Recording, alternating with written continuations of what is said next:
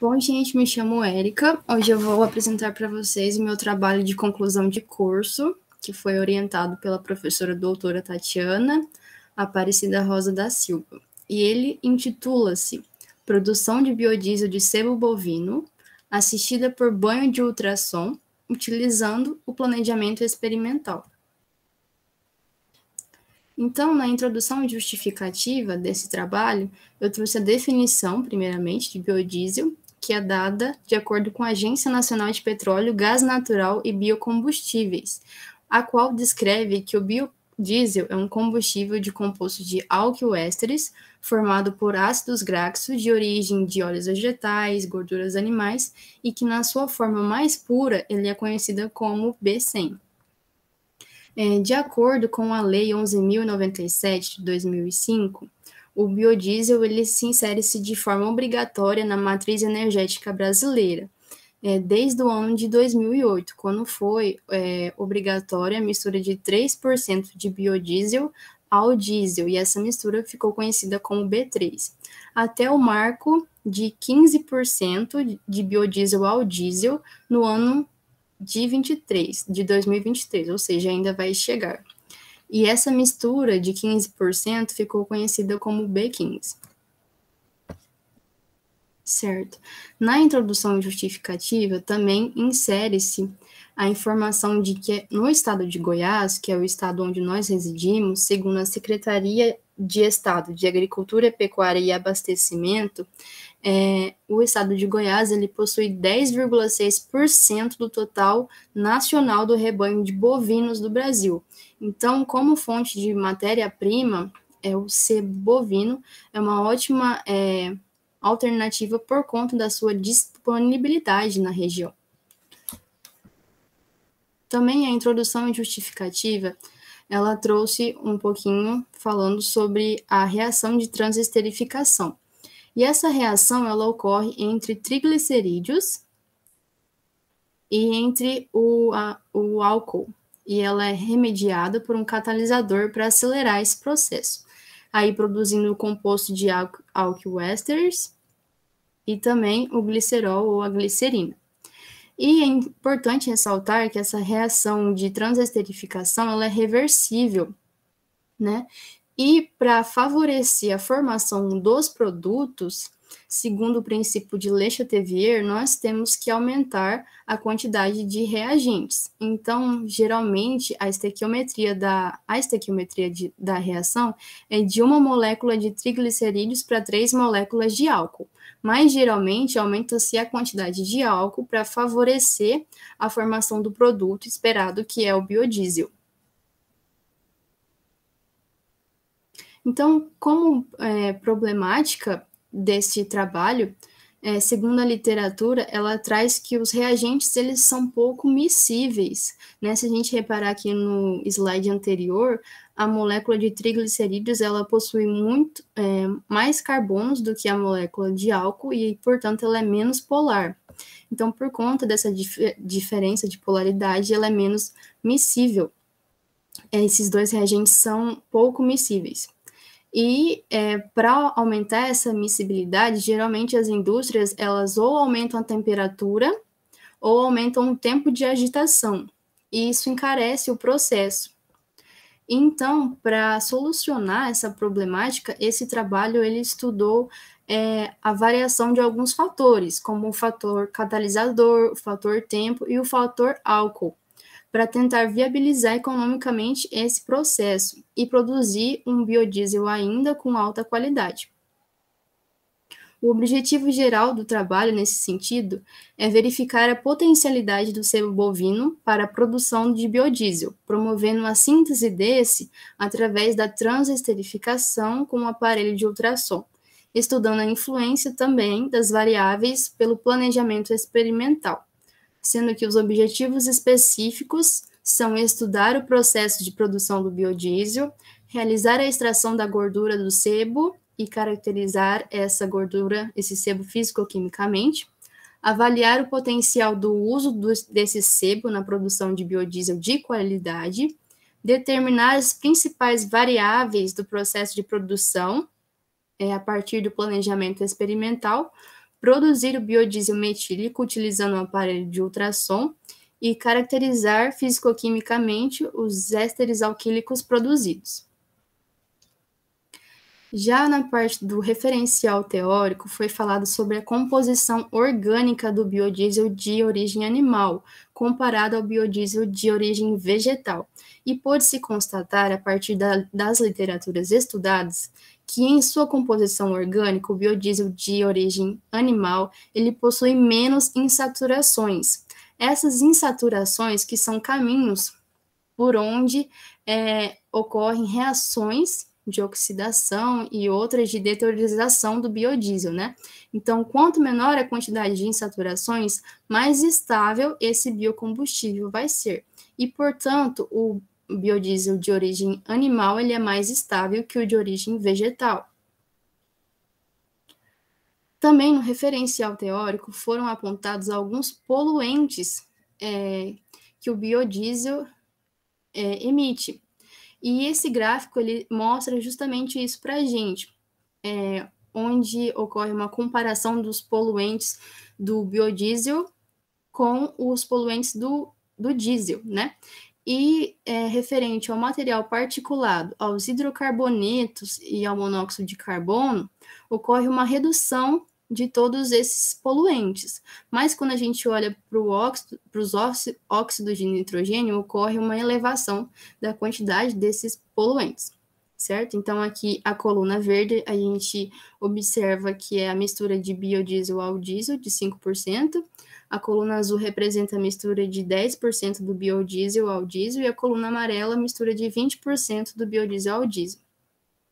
Também ressalta-se que os óxidos de nitrogênio eles são formados pela reação que ocorre entre o oxigênio da reação de combustão, juntamente com o gás nitrogênio presente na atmosfera, e que a emissão desses óxidos eles podem ser evitados com a presença de antioxidantes. E essa presença de antioxidantes na mistura do biodiesel, ela é obrigatória por lei para garantir a estabilidade aí desse combustível.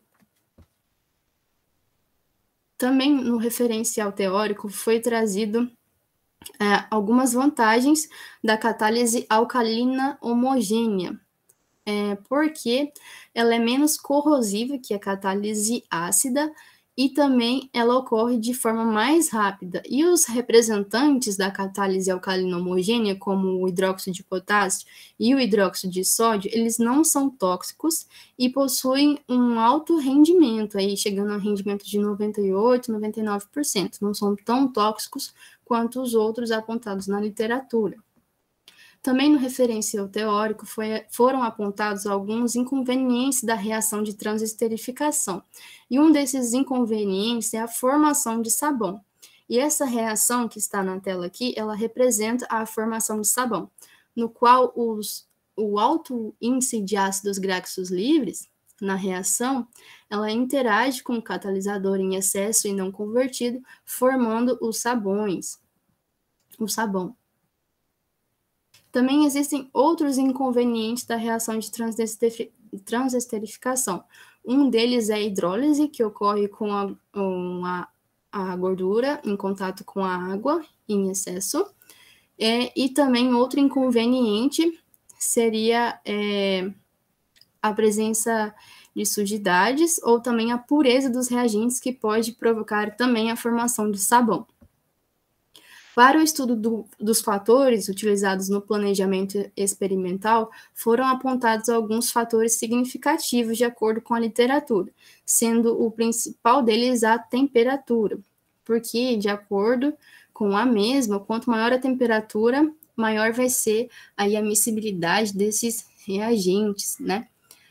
Também o fator tempo, ele também é apontado por esse mesmo motivo. Quanto maior o tempo, maior vai ser o rendimento final de biodiesel, e também quando a gente diminui demasiadamente o tempo, acontece que não ocorre a conversão suficiente aí da gordura no diesel, causando também a formação, no biodiesel, causando a formação também de sabão. O álcool, de acordo com o princípio de Le Chatelier, ele é também um fator significativo porque quando a gente aumenta aí um reagente, isso influencia diretamente no rendimento do produto. E o catalisador, ele é apontado pela literatura como um fator que deve ser alterado quando outros fatores são alterados. E também é estudado o fator multivariado, que é a interação de dois fatores ao mesmo tempo. Então, como que seria a interação desses dois fatores para o rendimento do biodiesel? A metodologia adotada foi de acordo com a American Society for Testing Materials, no qual ela descreve que o pré-tratamento da gordura e produção do sebo, ela deve ser feita derretendo esse sebo, filtrando ele, armazenando em sistema fechado e fazendo as análises físico-químicas, como análise de índice de acidez, índice de saponificação e densidade. São algumas delas, né? E aí, para a metodologia utilizada no processo de aquecimento e agitação convencional, pesou-se 50 gramas do sebo bovino, derreteu-se ele a 40 graus Celsius. Em outro recipiente, dissolveu-se o catalisador com o álcool sobre a agitação mecânica e pegou-se a mistura desse catalisador com álcool e juntou com o sebo derretido.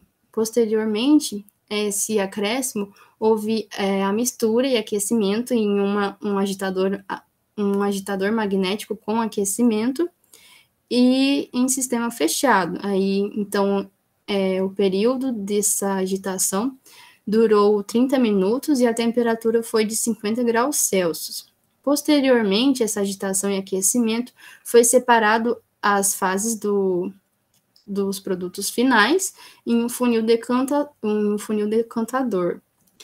E para retirar o biodiesel, foi lavado ele 3 vezes com 20 ml de água a 80 graus Celsius. Posteriormente, pesou-se a massa obtida para estudo do rendimento, né? E diferentemente do aquecimento convencional, no processo de transesterificação com ultrassom, utilizou-se do aparelho de ultrassom e não do agitador magnético. Esse aparelho de ultrassom que só conseguia chegar aí a temperatura de 65 graus Celsius. E aí, posteriormente, à produção do biodiesel, esperava-se fazer a caracterização físico-química do produto gerado, mas devido aí ao isolamento social causado pela Covid-19, não foi possível fazer a continuação aí desses experimentos. Também, na metodologia do planejamento experimental, foram combinados os fatores, a quantidade mínima e a quantidade máxima escolhida dos 3 fatores, né? E essa matriz simbólica, ela representa aqui como foram feitas a combinação desses fatores, né? No qual o símbolo menos, ele identifica aí a quantidade mínima, e o símbolo mais, ele significa a quantidade máxima. Então, para o fator catalisador, foi utilizada a quantidade mínima de 0,8 gramas e a quantidade máxima de 1,2 gramas. Já para o tempo, foi utilizado o período mínimo de 20 minutos e o período máximo de 40 minutos. E para o fator álcool, foi utilizado o volume mínimo de 20 ml e o volume máximo de 20 ml. Lembrando que o planejamento experimental é uma forma de construir os experimentos, os ensaios, né, de forma a otimizar aí esses ensaios, e não fazer tantos ensaios, mas otimizar materiais e o tempo da pessoa que está realizando tais experimentos. Então, como resultados e discussão, o trabalho, ele traz aí primeiramente, uma diferença de coloração na matéria-prima obtida, e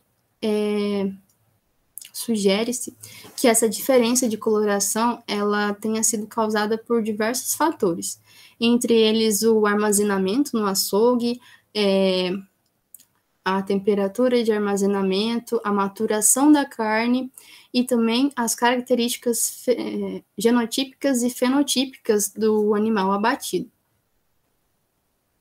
Na caracterização físico-química do sebo, observou-se que a densidade e o índice de acidez estavam dentro dos parâmetros apontados, mas o índice de saponificação ele estava abaixo do limite adotado. E também ressalta-se que existem literaturas que apontam que o índice de acidez acima de 1 e 2,5% também poderia indicar um alto índice de acidez, levando à deteriorização mais rápida da matéria-prima, né, do sebo.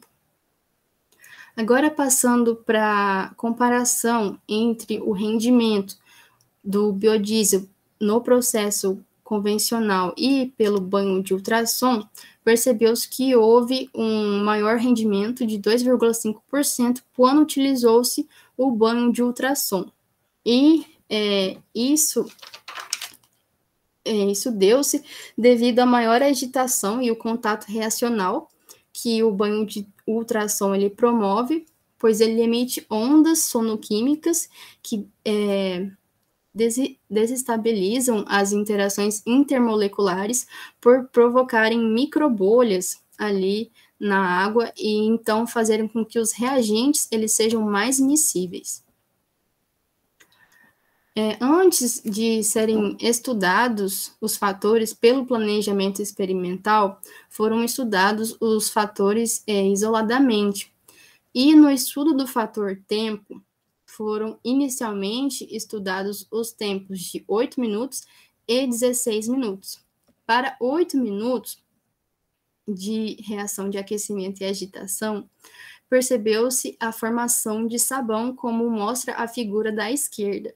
E essa formação de sabão acredita-se ter ocorrido por conta da pouca conversão do catalisador, juntamente com alto índice de acidez que pode provocar a formação de sabão conforme a introdução.